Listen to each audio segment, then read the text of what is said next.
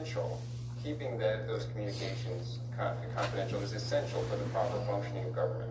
In Nixon versus United States, the court explained that this privilege is grounded in the separation of powers and essential for the functioning of the executive. For this reason, in order to receive candid advice, the president has to be able to be sure that those who are speaking with him have the confidence that what they say is not going to be revealed, that their advice can remain confidential. If it's not confidential, they would temper what they're saying. They wouldn't be candid with the president. And they wouldn't be able, the president then would not be able to get the best advice. And it's the same concern that underpins the deliberative process aspect of executive privilege.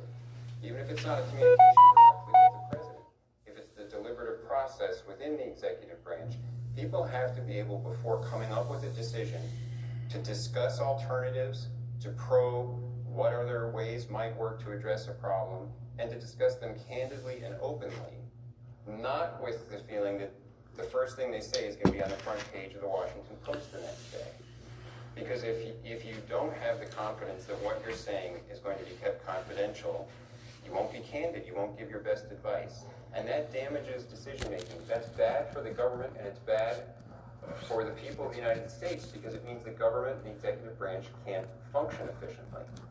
So there is a critical need for the executive to be able to have these privileges and to protect them. And that's why the Supreme Court recognized that in Nixon versus United States and pointed out that there has to be some very high showing of need from another branch of government if there's going to be any breach of that privilege.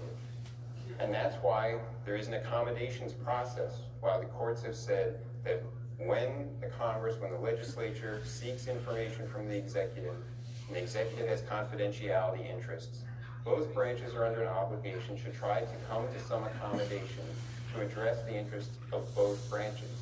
But it's not a situation of simply the Congress is supreme and can demand information from the executive, and the executive must present everything. And the courts have made that clear, because that would be damaging to the functioning of government.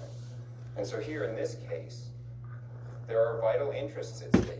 And you know, in one of the potential witnesses that the House managers have raised again and again is John Bolton.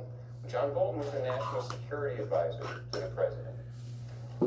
He has all of the nation's secrets from the time that he was the national security advisor, and that's precisely the area, the field, in which the Supreme Court suggested in Nixon versus United States there might be something approaching an absolute privilege of confidentiality in communications with the president, the field of national security and foreign affairs. That's the crown jewels of executive privilege.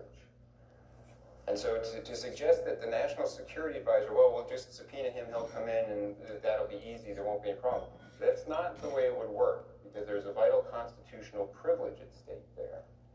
And it's important for the institution of the office of the presidency, for every president, to protect that privilege.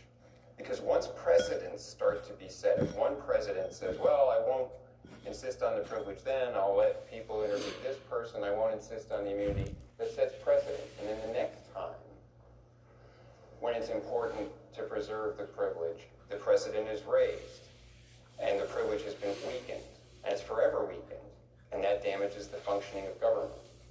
So this is a very serious issue to consider. It's important, the Supreme Court has made clear, for the proper functioning of the executive branch, for the proper functioning of our government, and there would be grave issues raised attempting to have a national security advisor, the president, come under subpoena to testify. And that would all have to be dealt with, and that would take some time before things would continue. Thank you. Counsel?